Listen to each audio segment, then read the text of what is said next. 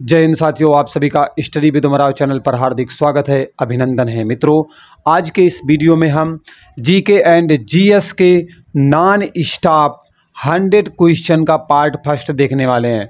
मतलब क्रमागत तौर पर चलेंगे और इसमें हम एक के बाद एक वीडियो के माध्यम से लगभग 600-700 क्वेश्चन कवर कर लेंगे, जिससे कि ऑल वनडे एग्जाम जो भी है उसमें जीके जीएस में आपको प्रॉब्लम नहीं आने वाली। ठीक है, तो चलिए शुरुआत करते हैं समय ना गंवाते हुए, क्योंकि समय बहुत कीमती है और थंबनेल देखकर वैसे भी आप अंदर आए हैं। ठीक है, प्रश्न नंबर 1 दिया गया है कि आग का आविष्कार कब हुआ था। बेटा, आग का आविष्कार किया गया था पूरा पाषाण काल में। ठीक है, पूरा पाषाण काल। बेटा, पाषाण काल को 3 भागों में बांटा गया था। ठीक है, पूरा पाषाण काल, मध्य पाषाण काल, नव पाषाण काल। तो बेटा आग का आविष्कार आपके पूरा पाषाण काल में होता है। ठीक है, प्रश्न है कि सिंधु सभ्यता की लिपि किस प्रकार की थी। तो बेटा सिंधु सभ्यता की जो लिपि थी वो भाव चित्रात्मक थी। कहने का मतलब है व्यक्ति के अंदर मन में जो भाव विचार होते थे, जो वो कहना चाहते हैं, वो बेटा चित्रों के माध्यम से प्रकट किया करते थे। उस लिपि को जो है भाव चित्रात्मक कहा जाता था। ठीक है, चलिए यहाँ तक समझ में आ गया।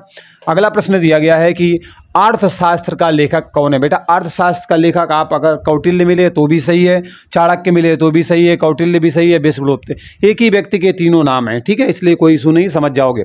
साइमन कमीशन भारत कब आता है। तो बेटा साइमन कमीशन 1928 में भारत आता है और इस साइमन कमीशन को व्हाइट मैन कमीशन के नाम से भी जाना जाता है। बहुत बार प्रश्न पूछा गया है, मोस्ट इंपॉर्टेंट है, ध्यान रखिएगा। ठीक है, चलिए अगले सवाल पर चलते हैं, क्योंकि नॉन स्टॉप प्रश्नों को करना है, इसलिए ज़्यादा समय तो नहीं गंवा सकते हम। ठीक है, तेजी से चलना पड़ेगा।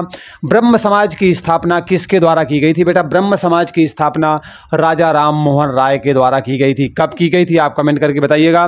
शिशु वध पर प्रतिबंध लगाने वाला गवर्नर जनरल कौन था। ठीक है, शिशु वध पर, क्योंकि उस समय क्या होता था, शिशुओं का वध कर दिया जाता था, तो उस पर प्रतिबंध लगाने वाला जो गवर्नर जनरल था उसका नाम था Lord Wellesley is the right answer. ठीक है, चलिए नेक्स्ट क्वेश्चन देखते हैं।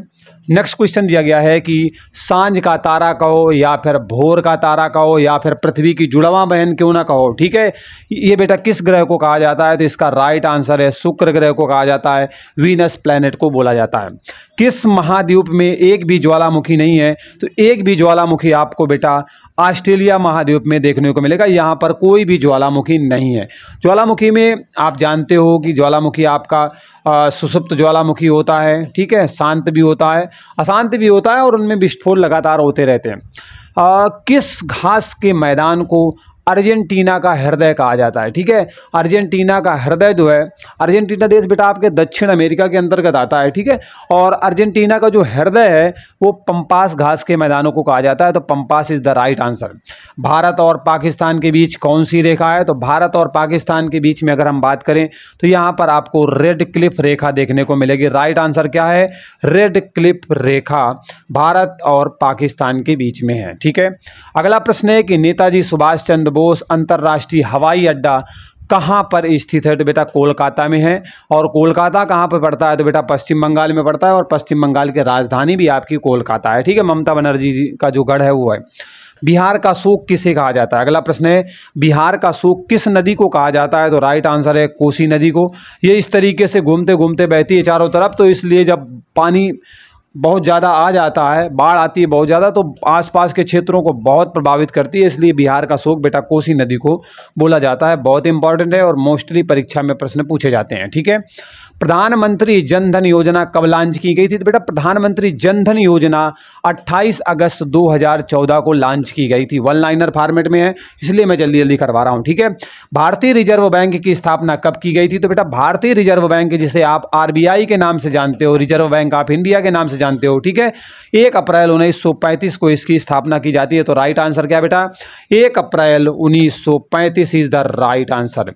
नेक्स्ट क्वेश्चन दिया गया है कि भारतीय संविधान का निर्माण करने वाली जो संविधान सभा थी इसका गठन कब किया गया था। तो बेटा आप सभी जानते हैं कि भारतीय संविधान का निर्माण संविधान सभा के द्वारा किया जाता है और इसका गठन कब किया गया था, 1946 में किया गया था। तो राइट आंसर क्या है बेटा, 1946 में किया गया था और इसने जो है ठीक ठाक तरीके से हमारे संविधान को बनाने में बहुत मदद की है। ठीक है, अगला प्रश्न है कि वर्तमान में मौलिक कर्तव्यों की संख्या कितनी है। तो मैं वर्तमान में जब वीडियो रिकॉर्ड कर रहा हूँ तब की मैं बात कर रहा हूँ, तो इसका राइट आंसर है बेटा 11। वर्तमान में आपके 11 मौलिक कर्तव्य है, लेकिन शुरुआत में मौलिक कर्तव्यों की संख्या बेटे 10 हुआ करती थी। कितनी होती थी, 10। तो पहले 10 थे, अब कितने हैं, 11 हैं। ठीक है, चलिए कंफ्यूज मत होइएगा। अगला प्रश्न है कि राज्यसभा का प्रावधान भारतीय संविधान के किस अनुच्छेद में, मतलब आपके राज्यसभा का वर्णन संविधान के किस अनुच्छेद में दिया गया है, आपसे ये पूछना चाहता है। तो राइट आंसर है अनुच्छेद 80 में। ठीक है, अनुच्छेद 80 में बेटा राज्यसभा का प्रावधान किया गया है। अगला प्रश्न है कि नीति आयोग का प्रथम उपाध्यक्ष किसे बनाया गया था।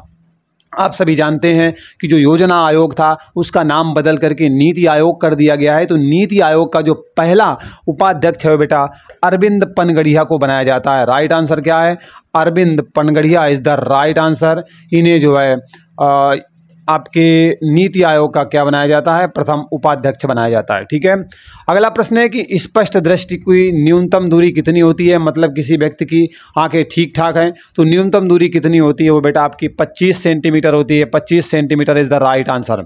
अगला प्रश्न है कि ब्रह्मांड की उत्पत्ति के संबंध में सर्वाधिक मान्यता प्राप्त सिद्धांत कौन सा है। तो बेटा बिग बैंग थ्योरी को माना जाता है, बिग बैंग सिद्धांत को माना जाता है और इसी के अनुसार माना जाता है कि किस तरीके से ब्रह्मांड की उत्पत्ति हुई है। ठीक, चलिए यहाँ तक समझ में आ गया होगा। अगर बंदे की मेहनत पसंद आ रही है, वीडियो पसंद आ रहा है तो लाइक जरूर कीजिएगा, उत्साहवर्धन के लिए कमेंट भी एक कर दीजिएगा, बहुत अच्छी बात है। ठीक है, लाल रक्त कणिकाओं का जो अधिकतम जीवन काल है वो कितना होता है। तो मैक्सिमम जो जीवन काल होता है बेटा लाल रक्त कणिकाओं का, जिसे आप जो है आरबीसी के नाम से जानते हो, 120 दिन होता है, 120 डेज होता है। ठीक है, द्रोणाचार्य पुरस्कार किसे दिया जाता है। बेटा द्रोणाचार्य पुरस्कार, द्रोणाचार्य जानते हो ना कि गुरु हुआ करते थे, तो बेटा ये गुरुओं को दिया जाता है, अर्थात जो खेल के प्रशिक्षक होते हैं, अध्यापक होते हैं, उनको दिया जाता है। ठीक है, अर्जुन पुरस्कार जो होते हैं वो आपके खिलाड़ियों को दिया जाता है, लेकिन खिलाड़ियों के जो गुरु होते हैं उन्हें बेटा द्रोणाचार्य पुरस्कार दिया जाता है। ठीक है, चलिए यहाँ तक समझ में आ गया आप सभी को। ये रहा बेटा आपका शानदार प्रश्न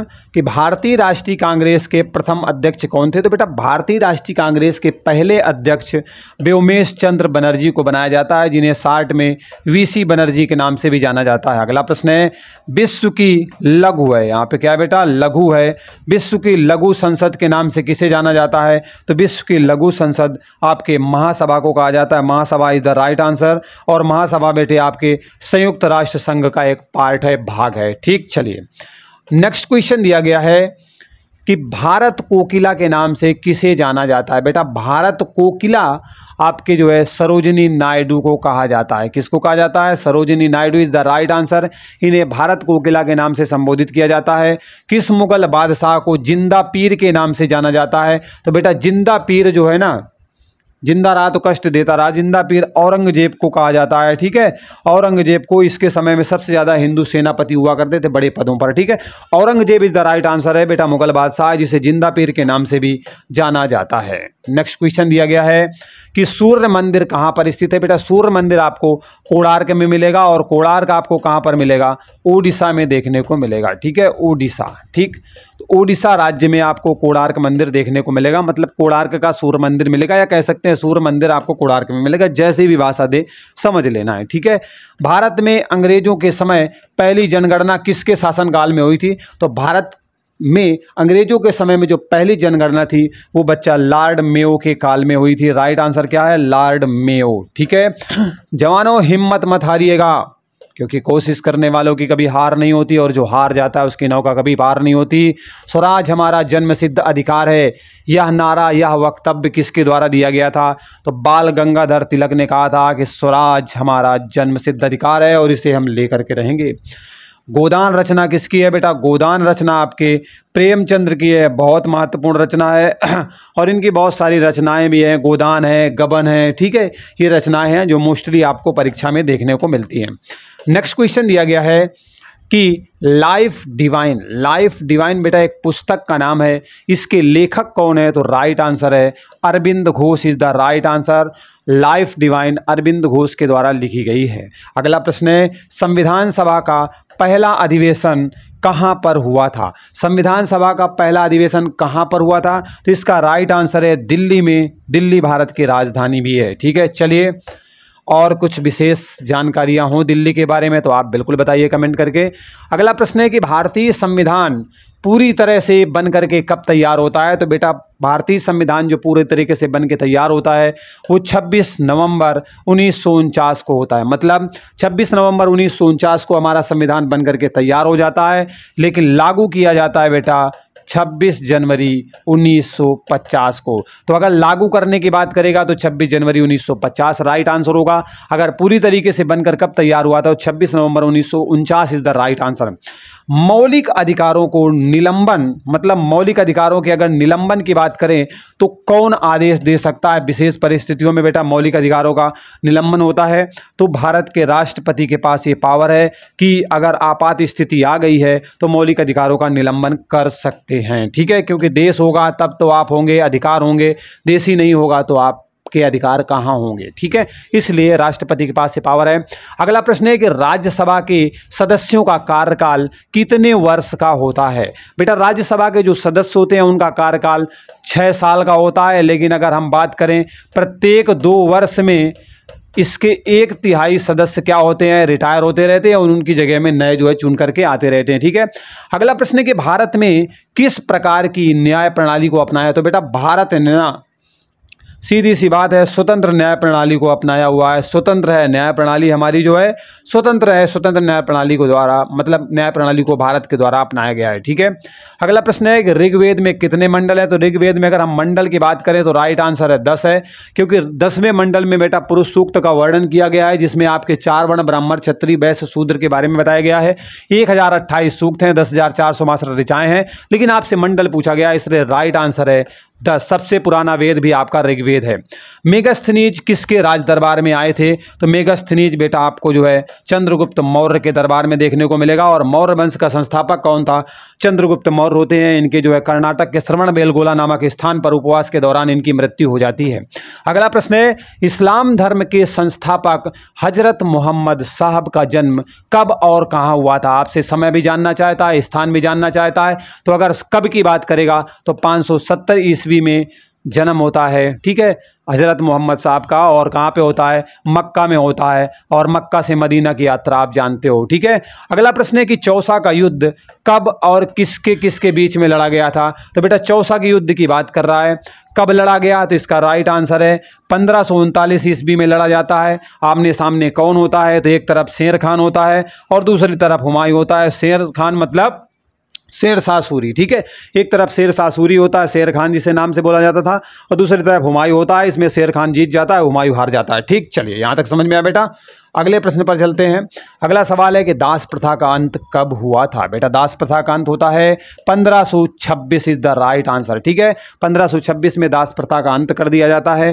तत्वबोधिनी सभा की स्थापना कब एवं किसने की थी? ठीक है, तो तत्वबोधिनी सभा का जो स्थापना है वो 1839 ईस्वी में की जाती है, देवेंद्र नाथ ठाकुर के द्वारा की जाती है। तो दोनों आंसर यहाँ पर आपको मिल रहे हैं, आप ध्यान से देख लीजिएगा, समझ लीजिएगा, क्योंकि भूल गए तो नुकसान हो जाएगा। ठीक है, भारत का नेपोलियन किसे कहा जाता है? बेटा भारत का नेपोलियन समुद्रगुप्त को कहा जाता है। Samudragupta is the right answer. और इनकी जो है सिक्के पर बीड़ा बजाते हुए जो है मूर्ति भी मिली हुई है, तो कहीं ना कहीं इन्हें संगीत प्रेमी भी माना जाता है। और उत्तरापथ और दक्षिणापथ की जो है इन्होंने जितने भी युद्ध लड़े थे लगभग सब में विजय प्राप्त हुई थी, इसलिए जो है इन्हें भारत का नेपोलियन कहा जाता है। अगला प्रश्न है सबसे चमकीला और सबसे गर्म ग्रह कौन सा है? चमकीला भी सबसे ज़्यादा है, गर्म भी सबसे ज़्यादा है, तो राइट आंसर है शुक्र ग्रह। और इसे पृथ्वी का सबसे निकटतम जो है ग्रह भी है, पृथ्वी का सबसे निकटतम ग्रह भी शुक्र ग्रह है।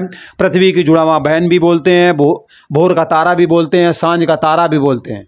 ये सारे के सारे आपके शुक्र ग्रह के बारे में है। ठीक है, जितना देखो इन्फॉर्मेशन मैं आपको दे पाऊंगा उतना देते चलूंगा, जिससे कि ज़्यादा से ज़्यादा क्वेश्चन आपके पास कलेक्ट हो पाएँ। ठीक है, अंतर्राष्ट्रीय तिथि रेखा किसे कहते हैं? तो बेटा अंतर्राष्ट्रीय इंटरनेशनल जो तिथि रेखा है वो बेटा आपके 180 डिग्री देशांतर रेखा को बोला जाता है। राइट आंसर है। अगला प्रश्न है भारत का प्रथम राष्ट्रीय उद्यान कौन सा है? तो भारत का जो पहला राष्ट्रीय उद्यान है इसका राइट आंसर है जिम कॉर्बेट पार्क राष्ट्रीय उद्यान। ये वर्तमान में कहाँ पर है? उत्तराखंड में है। पहले उत्तर प्रदेश में हुआ करता था, लेकिन जब आपके उत्तर प्रदेश से टूट करके उत्तराखंड अलग हो जाता है तो ये जिम कॉर्बेट राष्ट्रीय उद्यान को भी अपने साथ में लेकर के चला जाता है। ठीक है, मतलब बंटवारा हो जाता है तो अलग अलग हो जाते हैं, तो वो भी अलग हो जाता है। ठीक है, अगला प्रश्न है कि वर्तमान गणित में दशमलव प्रणाली की खोज का श्रेय किस काल के शासकों को दिया जाता है? वर्तमान में जो आप गणित में दशमलव प्रणाली का प्रयोग कर रहे हैं, दशमलव का यूज कर रहे हैं, एक्चुअली जो है किस काल के शासकों द्वारा इसका दी गई थी, मतलब किसके द्वारा खोज करवाई गई थी? तो इसका संबंध जो है गुप्त काल से है। दूसरी भाषा भी दे सकता है कि वर्तमान में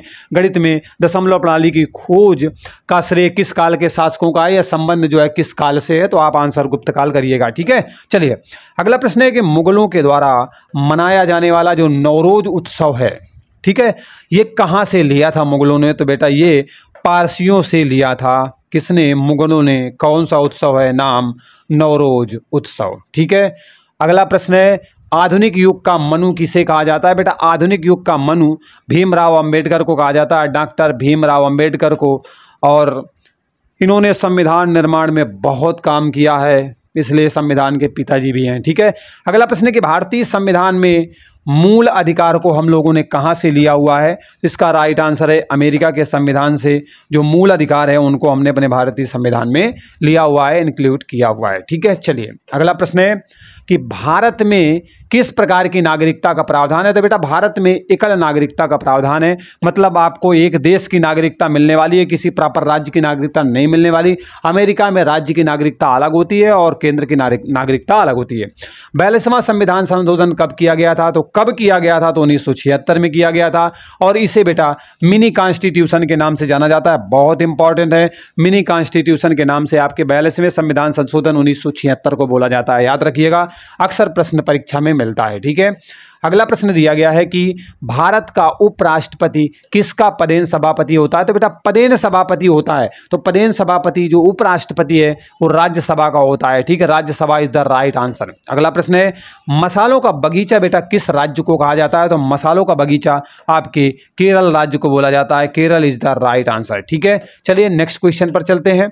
अगला क्वेश्चन दिया गया है कि पृथ्वी पर दिन और रात की जो अवधि है कहां पर समान देखने को मिलती है? तो बेटा पृथ्वी पर अर्थ में आपके जो डे एंड नाइट के जो टाइम पीरियड है ना, वो भूमध्य रेखा में जो है समान देखने को मिलेगा, बराबर बराबर देखने को मिलेगा। कोयला किस प्रकार की चट्टानों में पाया जाता है? तो कोयला आपको परतदार चट्टानों में देखने को मिलेगा, मतलब परतदार चट्टानों से आपको कोयला मिलेगा, ठीक है। चलिए यहां तक समझ में आया बेटा। अगला प्रश्न है, देखिए मैं फास्ट चल रहा हूँ, तेजी से चल रहा हूँ, मैं समझ रहा हूँ, लेकिन क्या करूँ, जल्दी जल्दी क्वेश्चन कवर कराना है, परीक्षाएं नजदीक है बच्चों की, ठीक है। किस महाद्वीप को श्वेत महाद्वीप के नाम से जाना जाता है? मतलब सफेद सफेद रहता है, जाहिर सी बात है बर्फ का मामला होगा। और यहाँ पर बेटा राइट आंसर क्या है? अंटार्कटिका है। अंटार्कटिका में बहुत सारी बर्फ है, इसलिए इसे श्वेत महाद्वीप के नाम से जाना जाता है। कालाहारी मरुस्थल किस देश में स्थित है? तो बेटा कालाहारी मरुस्थल आपको बोत्सवाना में देखने को मिलेगा। Botswana is the right answer. यहाँ पर आपको कालाहारी मरुस्थल देखने को मिल जाएगा, ठीक है। चलिए अगले प्रश्न पर चलते हैं। अगला प्रश्न दिया गया है कि सारगैसो क्या है? बेटा सारगैसो जो है ना एक समुद्री घास है, ठीक है, एक समुद्री घास है आपका, क्या है? सारगैसो, ठीक है। किस नदी को चीन का शोक कहा जाता है? तो चीन का शोक बेटा आपके हुआंगहो नदी को कहा जाता है। हुआंगहो नदी इज द राइट आंसर। इसे चीन के शोक के नाम से जाना जाता है, बहुत तबाही मचाती है, ठीक है। एस्किमो किस प्रदेश के प्राकृतिक निवासी हैं? मतलब प्राकृतिक निवासी हैं किस प्रदेश के? तो राइट आंसर है टुंड्रा प्रदेश। टुंड्रा प्रदेश के आपके एस्किमो प्राकृतिक निवासी हैं। संसद का उच्च सदन कौन सा होता है? तो बेटा संसद का जो उच्च सदन है वो राज्यसभा होता है, और जो निम्न सदन होता है, निम्न सदन वो आपका लोकसभा होता है, ठीक है। लोकसभा आपके संसद का निम्न सदन होता है, उच्च कौन सा होता है? तो राज्यसभा। आपसे उच्च पूछा गया इसलिए राइट आंसर क्या होगा बेटा? Rajya Sabha is the right answer, ठीक है। नेक्स्ट क्वेश्चन दिया गया है कि भारत का राष्ट्रगान किसके द्वारा लिखा गया? तो बेटा भारत का जो राष्ट्रगान है ये रविन्द्रनाथ टैगोर के द्वारा लिखा गया था, राइट आंसर है। समय कितना है गाने का? तो बेटा 52 सेकेंड है, ठीक है, 52 सेकेंड इसके गाने का सही समय है। भारत के राष्ट्रीय झंडे की लंबाई और चौड़ाई का अनुपात क्या है? आप जानते हैं हमारे देश की आन बान शान, जवानों की और हिंदुस्तानियों की जान, जो हमारा तिरंगा है, ठीक है, जो इस तरीके से बना हुआ है, उसमें जो लंबाई चौड़ाई का अनुपात है यहाँ पर ये सही नहीं बना है, ठीक है, मैनेज कर लीजिएगा। 3 और 2 के रेशियो में बना हुआ है, ठीक है। लंबाई 3 है, मतलब इस तरीके से बना हुआ है, ठीक है। लंबाई 3 है और आपकी चौड़ाई कितनी है? 2, मतलब लंबाई और चौड़ाई का जो अनुपात कितना है बेटा? 3 और 2 है। 3 और 2 इज द राइट आंसर है, ठीक है। चलिए अगले प्रश्न पर चलते हैं। अगला प्रश्न दिया गया है ओणम किस राज्य का प्रसिद्ध त्यौहार है? तो बेटा ओणम आपको केरल राज्य का प्रसिद्ध त्यौहार के रूप में मिलेगा। केरल की राजधानी तिरुअनंतपुरम है। मसालों का बगीचा भी आपके बोला जाता है केरल को। पृथ्वी अपनी धुरी पर कितने अंश पर झुकी हुई है? तो बेटा जो पृथ्वी है वो हमारी अक्ष पर 23.5 डिग्री झुकी हुई है, ठीक है। 23.5 डिग्री अक्ष पर पृथ्वी झुकी हुई है, ठीक है। चलिए अगले प्रश्न पर चलते हैं। अगला प्रश्न है अगर बैरोमीटर का पाठ्यांक बहुत तेजी से नीचे गिर जाता है तो इसका मतलब हम क्या समझें? अगर बहुत तेजी से पाठ्यांक बैरोमीटर का गिर गया है तो समझ लेना तूफान या आंधी आने की संभावना बढ़ गई है। अगर धीरे धीरे ऊपर चढ़ रहा है तो मौसम खुला रहने वाला है, नीचे आ रहा है तो बारिश होने वाली है। गोबर गैस का मुख्य रूप से जो है क्या पाया जाता है, मतलब कह रहा है गोबर गैस में मुख्य रूप से क्या पाया जाता है, तो इसमें बेटा आपको मीथेन गैस देखने को मिलती है। मीथेन गैस को मार्स गैस के नाम से भी जाना जाता है। ठीक है, अगला प्रश्न दिया गया है कि ओलंपिक खेलों का आयोजन कितने वर्षों के बाद होता है? तो हर 4 साल के बाद में आपके ओलंपिक खेलों का आयोजन किया जाता है। किस विटामिन की कमी से आपके शरीर का खून बहना बंद ही नहीं होगा, लगातार बहता जाएगा? अगर कहीं पे चोट लग जाती है, घाव हो जाता है, तो विटामिन के की वजह से ऐसा होता है। अगर विटामिन के की कमी है आपके शरीर में तो अगर चोट लग जाती है तो ब्लड का जो है रिसाव बंद नहीं होने वाला है, कहीं ना कहीं समस्याएं आ जाएंगी। आप जानते हो रक्त का थक्का जो जमना होता है ना, वो इसी विटामिन की वजह से जमता है, लेकिन इसकी कमी की वजह से आपके खून का थक्का नहीं बनता है, जिस वजह से जो है समस्याएं कहीं ना कहीं आ जाती हैं। ठीक है, अगला प्रश्न है कि संयुक्त राष्ट्र का 193 नंबर का सदस्य देश कौन सा बनता है? तो इसका राइट आंसर है दक्षिण सूडान या दक्षिणी Sudan is the right answer. 193 number का सदस्य बनता है। संयुक्त राष्ट्र संघ की स्थापना कब की गई थी? तो प्यारे बच्चों, संयुक्त राष्ट्र संघ की स्थापना 24 अक्टूबर 1945 को की गई थी। ठीक है, 24 अक्टूबर 1945 को संयुक्त राष्ट्र संघ की स्थापना की जाती है। संयुक्त राष्ट्र जिसे आप शार्ट में यूएन बोलते हो, यूनाइटेड नेशंस बोलते हो। अगला प्रश्न है कि कार्बन का सर्वाधिक शुद्ध रूप कौन सा होता है? तो बेटा कार्बन का सबसे ज्यादा शुद्ध रूप होता है हीरा।